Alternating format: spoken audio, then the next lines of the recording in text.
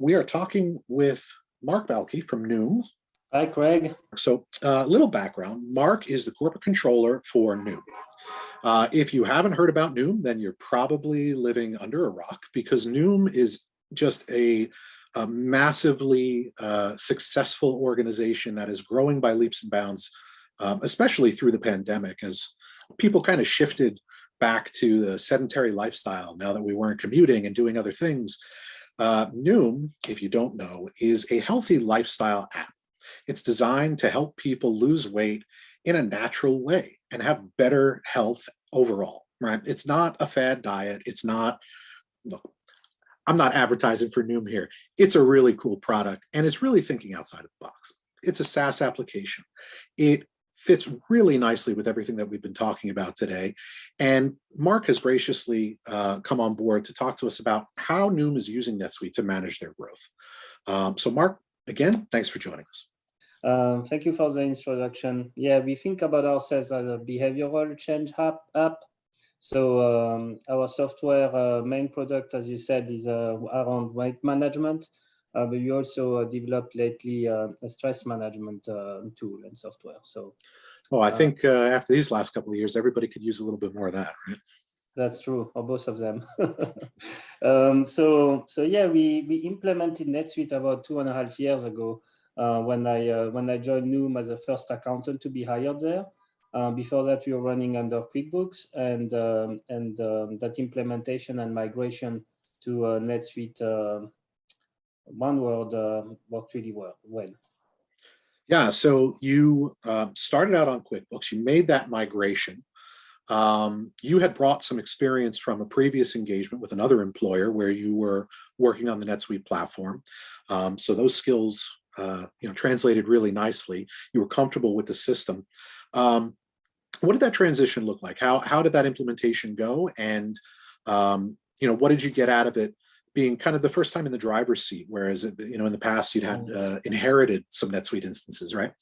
Yeah, that's correct. So I took a lot of my prior experience to actually, even in terms of partners and people helping implementing, to tell them let's do exactly the same that what we had previously, but learn from our experience and implement it maybe in a better way from the beginning.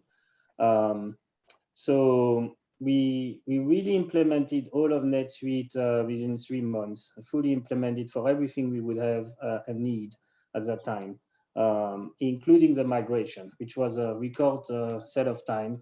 So I joined mid of October. By January 1st, we were live in NetSuite, migrated the data for the group and all of its subsidiaries as well. And at that time, we had Japan and Korea as subsidiaries and some localization for 2 NetSuite packages in Japan and Korea.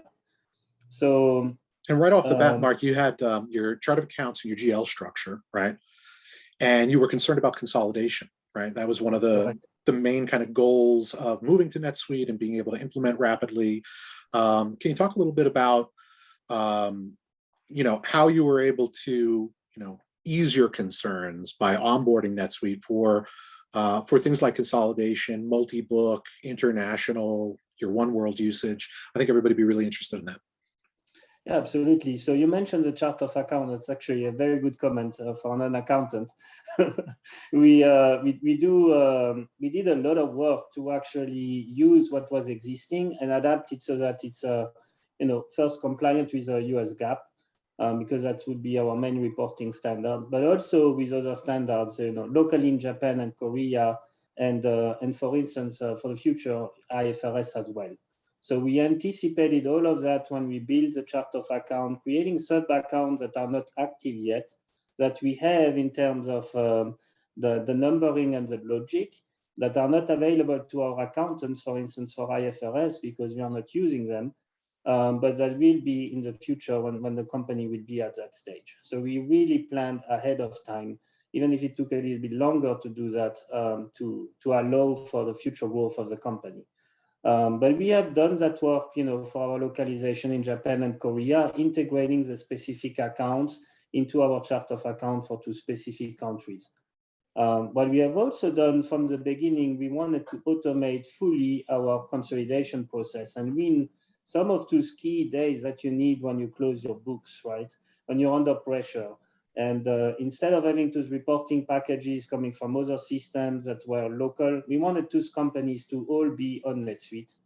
And so that we gain transparency, but also when migrating the data, we could do some kind of cleanup of that data, especially for intercompany data, where we wanted to check that the local books tie to what we have in the local US books, so that when we consolidate, we can automatically eliminate it within NetSuite.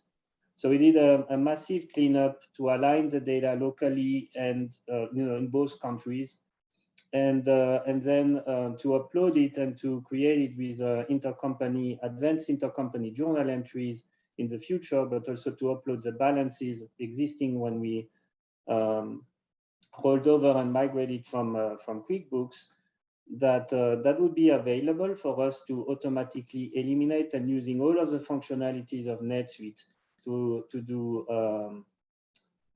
not only the elimination, but also the reevaluation of the local currencies that we have there and consolidate in dollar. Yeah, I think there's something really interesting about the process that we go through pre-migration, right? That alignment process that you referred to is probably the most important step, right?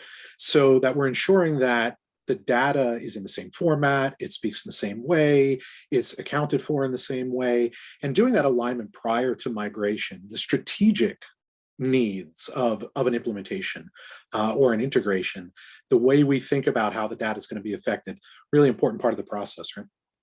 That's correct. And as a controller, it's also super important for me to know that when my opening balances are accurate and complete. And that I avoid any kind of tax issues down the road if there is any discrepancy between local data and between countries and at the group level. Another thing we had considered while doing that implementation is homogenization of accounting. So that's a concept that when you have a local GAAP, for instance, let's take Japan that adopts Japanese GAAP as per IFRS, and we consolidate in US GAAP, we would have differences in that local accounting in terms of accounting position that we would take that are compliant in Japan, but would not be compliant in accordance to US GAAP. So we would have entries, journal entries that we have to book on top of the local books and to integrate in our consolidation so that everything is harmonized under US GAAP. And so for that, we have taken a strategy to actually add an additional subsidiary, for that purpose within NetSuite that has for only purpose to actually keep track of all of the homogenization entries, having them as an opening balance, but also, going forward, they will roll over and be maintained in the systems instead of being maintained outside the books or as a topside adjustment when we consolidate. Again, we win a lot of time by actually accelerating the close, and we gain in a lot of comfort and assurance that the numbers will be accurate and correct as they roll forward, or as something is amortized over a time period, that it's in the system, it's protected, it is SOX compliant. There cannot be any kind of human error added to it as we roll them over from period over period or add some new ones, and they are properly cataloged in a secure environment.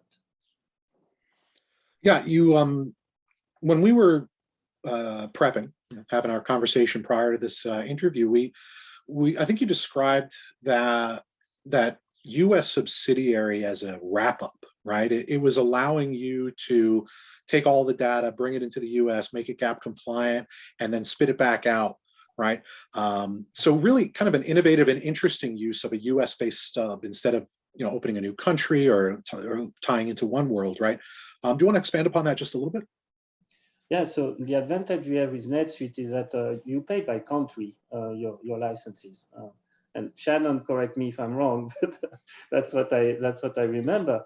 And so we could imagine, having a duplicate entity for Japan that its only purpose is for the homogenization of the accounting, meaning that when we consolidate, we can add that company to the group, and it would add that homogenization entries to our scope of consolidation.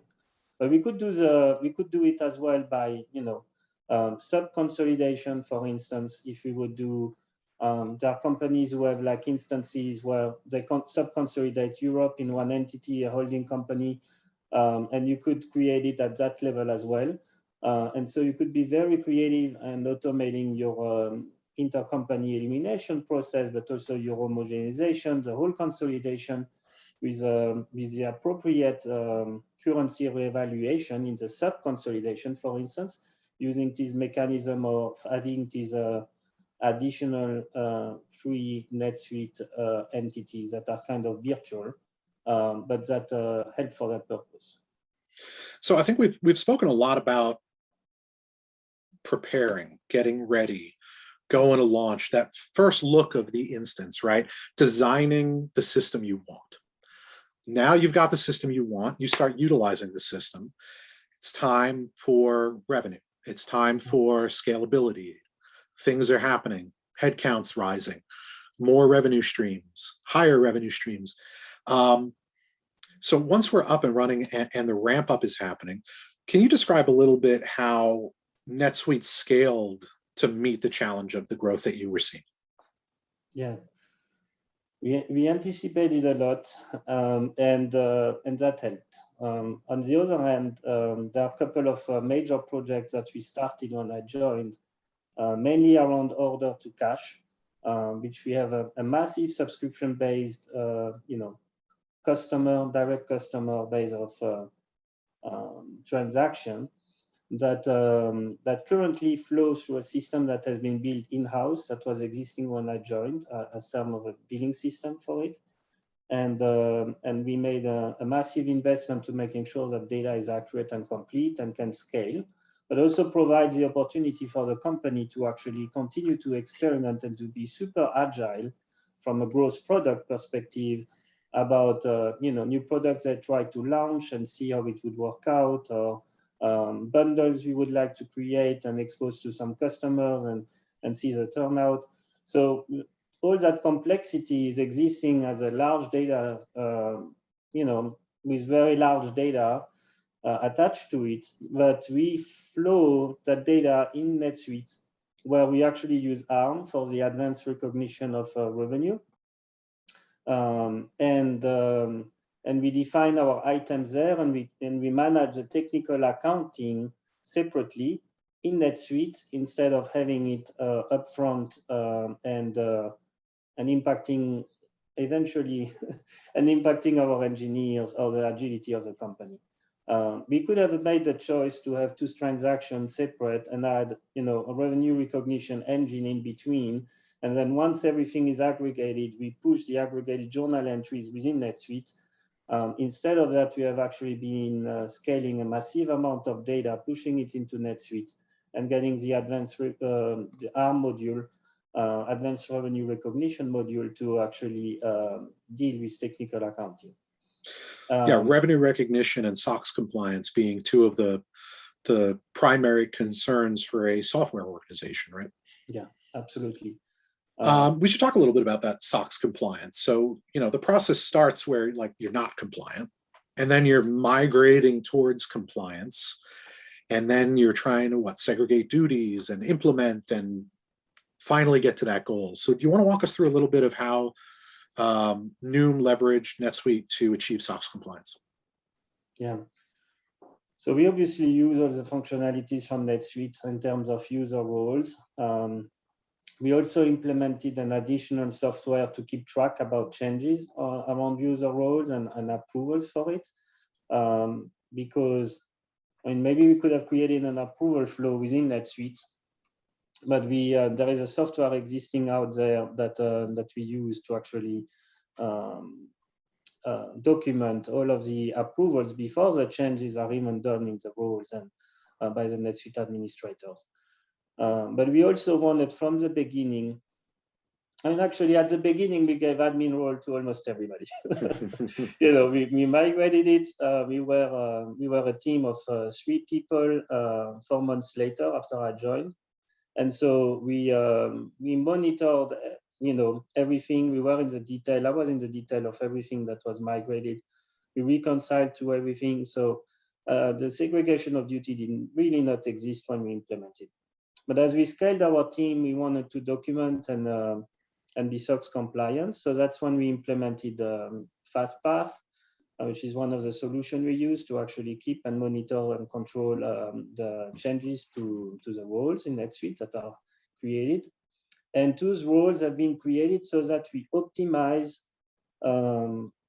for every one of those team members the time in one single role. Like in a lot of solutions, you could have an AR role for create customers, another AR role for accept payments, and you don't want to, eventually you want to disaggregate them.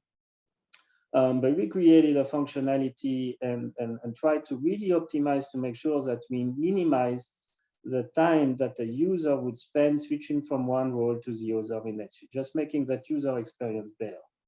So we put a lot of thought process into what are going to be the roles, verifying that it still maintains segregation of duty and is SOX compliant, but it maximizes the time of a user within a given role so that it's more pleasant. Awesome.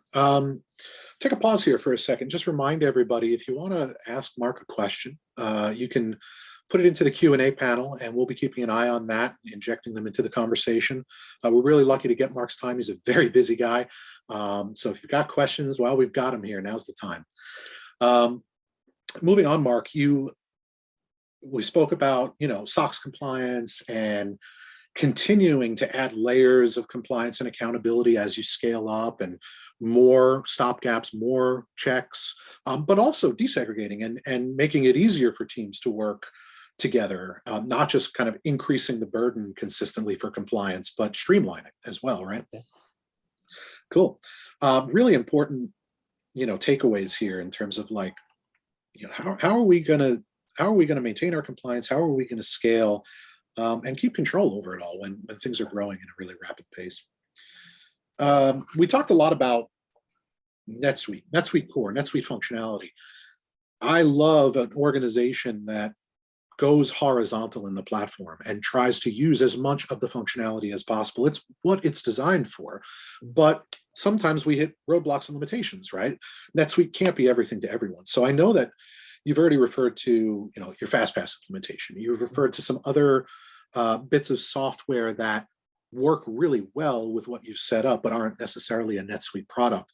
Do you want to talk to us a little bit about your integration with Workday and how you're doing forecasting and budgeting with the adaptive planning tool and some human resource management, right? Yeah. So yeah, I mean, Workday integration is a good example, right? We would have liked to have that data using Suite people, but it turns out that our people team preferred Workday, and they had done their assessment. They had started contracting a little bit earlier than when I joined, and so we ended up using Workday. We are happy with Workday from a payroll perspective. So run it there.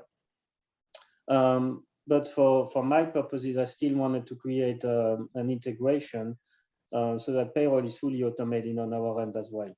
So while we build is a customization between Workday and NetSuite, and BSP has been helping us actually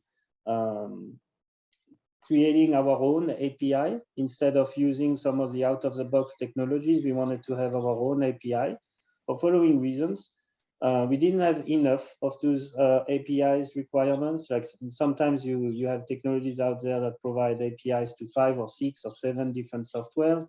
You're just starting. We had one of them, Workday, and we also had Adaptive, but that API exists already between Adaptive and NetSuite. You don't need a third-party provider to create that pipeline. So for Workday, we said we want to have it custom made.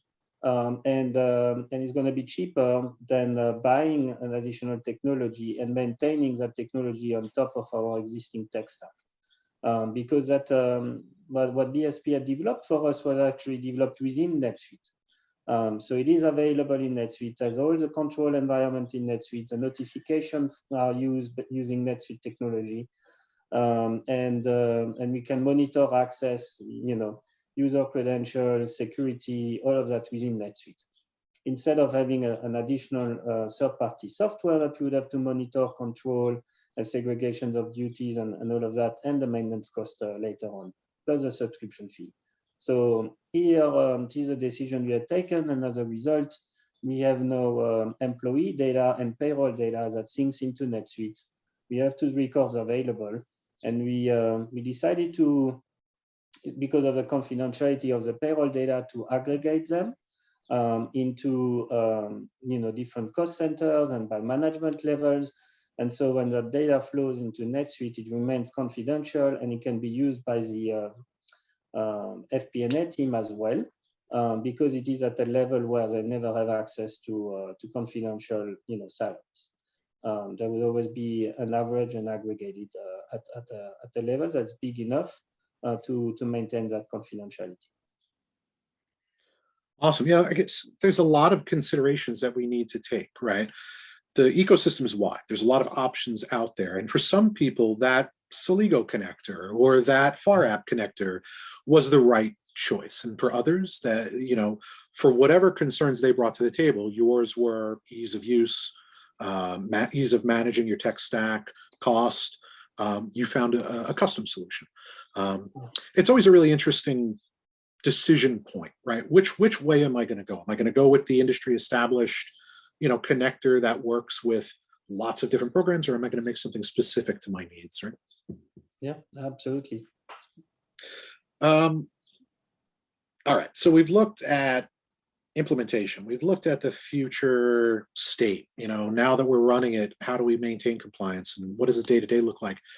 What excites you about the future of the NetSuite product and Noom using NetSuite for the next evolution of your journey?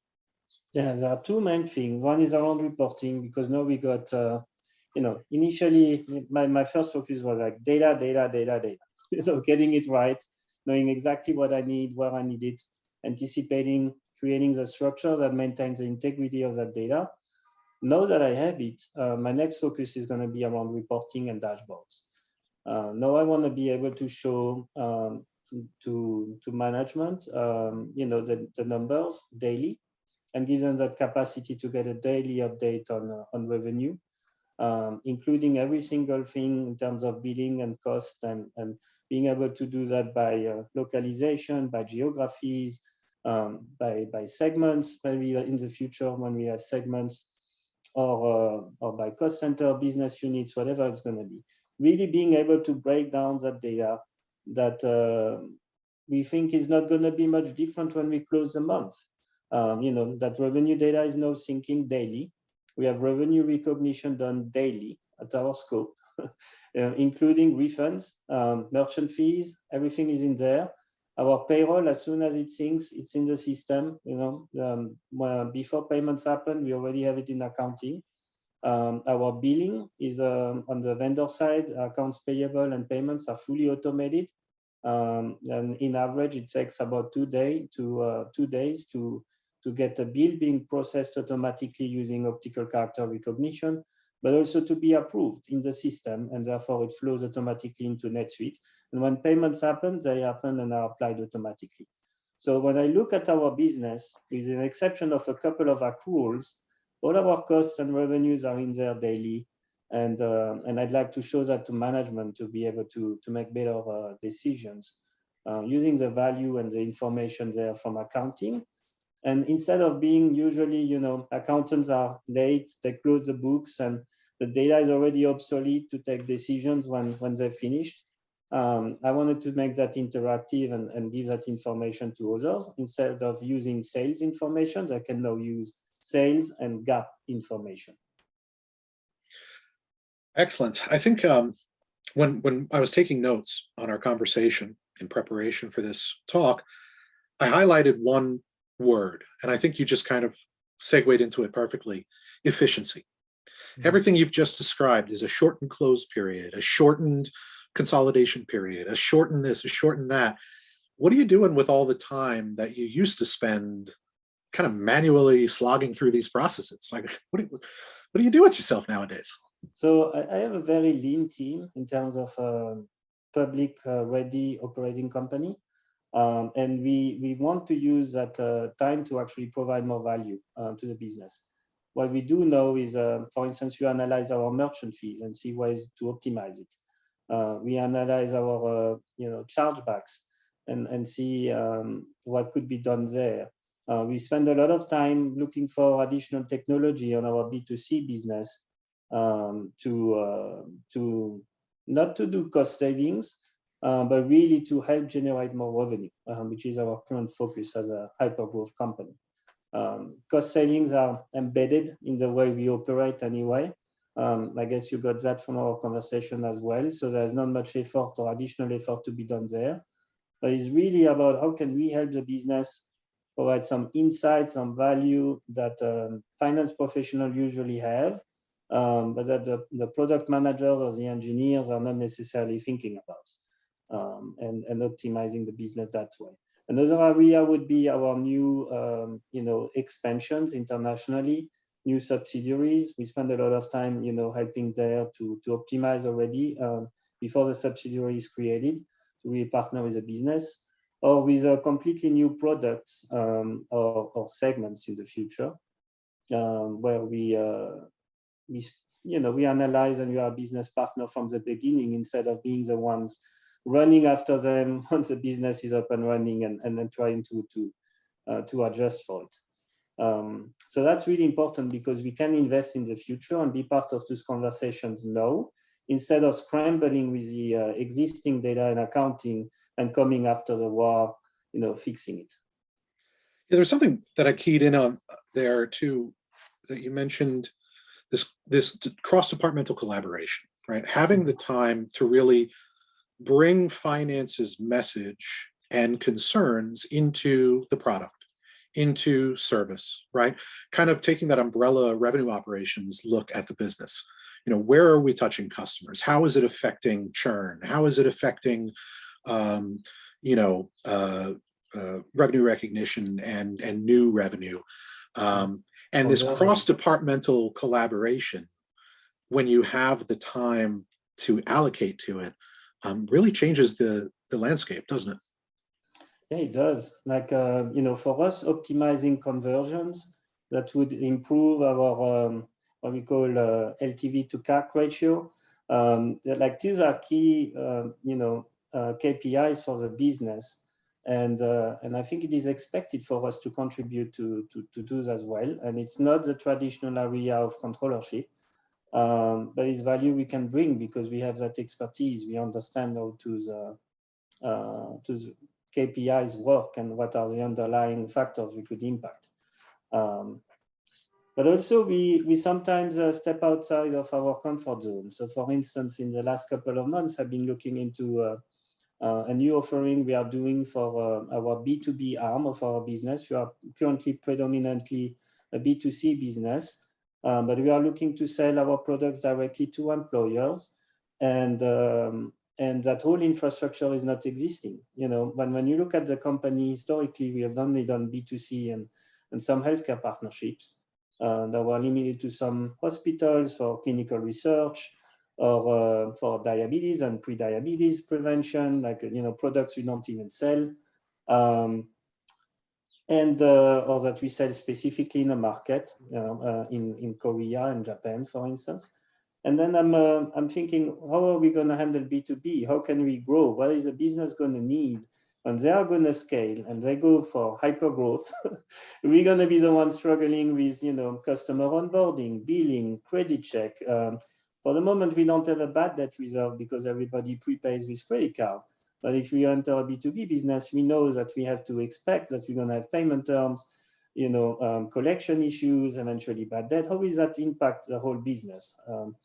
So I spend a lot of time anticipating to future problem and seeing what kind of infrastructure we can already put in place so that we can fully support the business when they scale. I can't even begin to imagine how valuable this is to executive leadership, to have somebody sitting in the controller's seat with this purview, who thinks about it from these perspectives.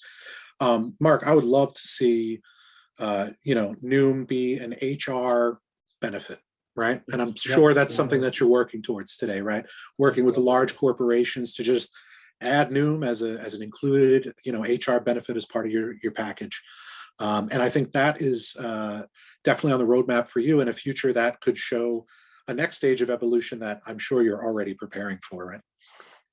Yeah, absolutely. That'd be fantastic. And even an additional step could be to get the program for free to our users. In some countries, it could be part of the government program in terms of healthcare spend.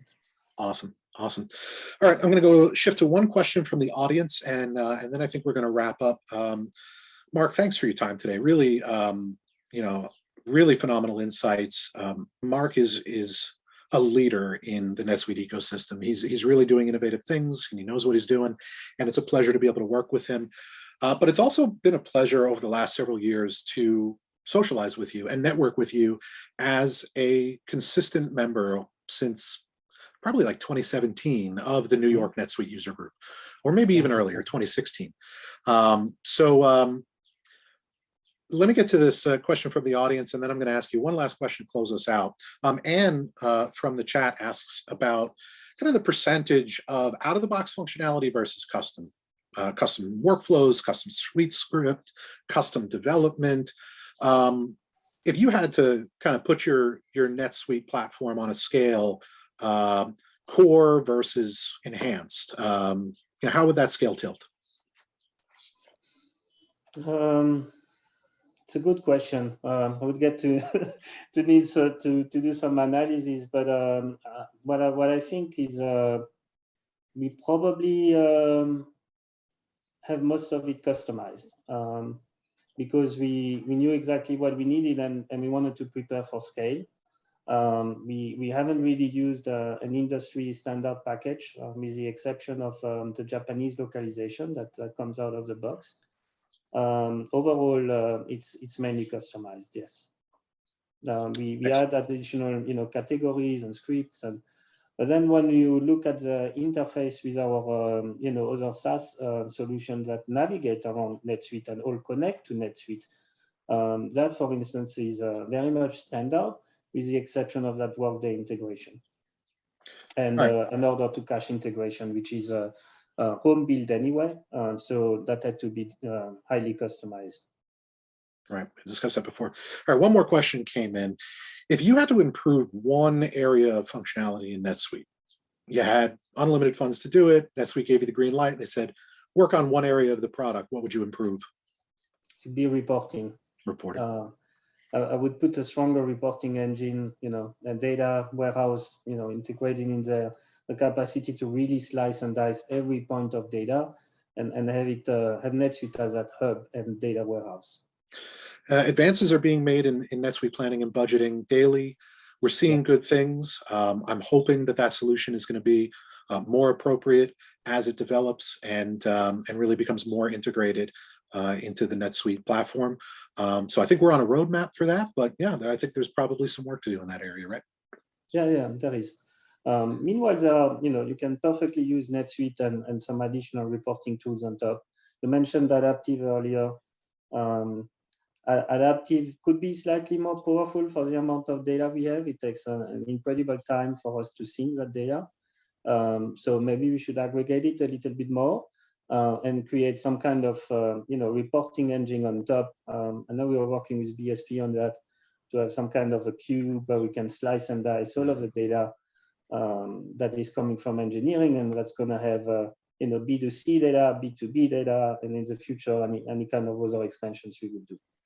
Yeah, not exactly sure how our audience is made up in terms of scale and size, but you're talking about the cube and big data. Once you get into big data, the concerns around reporting change, and a lot of it has to do with efficiency, right? Just crunching those numbers. So really being able to crunch those numbers to find some value added comments for management, where we can dig into and see and say, this is what we could optimize, on a financial statement line item level, on a disclosure level, have all of that integrated in one place. For the moment, we still have KPIs and data we would need for an S1 or for public reporting coming out of a system that is not necessarily in a controlled environment. So we are locking that down, but it would be great if we could have that data from NetSuite directly.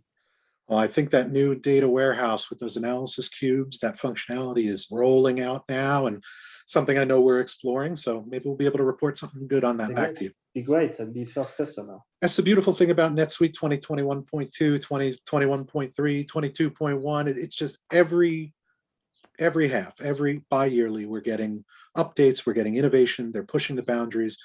One of the things I love about NetSuite is they're constantly, making things a little bit better for us, right?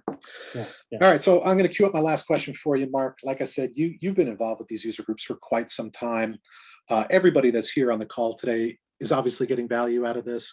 But hey, we're going to have a recording. We're going to throw this out into YouTube land. So let's shamelessly plug the user group. What do you get out of participating, and why do you keep coming back to, in your case, the New York NetSuite user group? Yeah, I mean, I could give you a concrete example about today. I heard Shannon speak about the LCS pass. We implemented in 2019, went live, 1st of January 2020. I bet we have that pass anyway, because we invest in training of our users and want to have that. But checking that out would be great. The dashboard explanation we received earlier about it and the customization of it, I mean, that's still a dream for me. We have a lot of progress to make there. Currently, I don't have a dashboard. I have a little bit of the widgets that I put in there, like revenue, and I customize it a little bit myself. But we could have some more functionality there, and I learned today how we could do that. So those are just two of the concrete examples, right? Flowcast intervention, for instance, we have been thinking about a similar solution while we were on our IPO readiness journey, and I think implementing it with NetSuite could be great too. Some of those technologies out there, those are a couple of examples, but there's a really added value for me to see that as an accountant, right? Not as a NetSuite admin, but as a perspective as an accountant to know what technologies out there that we could eventually assess. Thank you so much for your time today. I really hope that our users got some value out of this. Thank you very much for having me.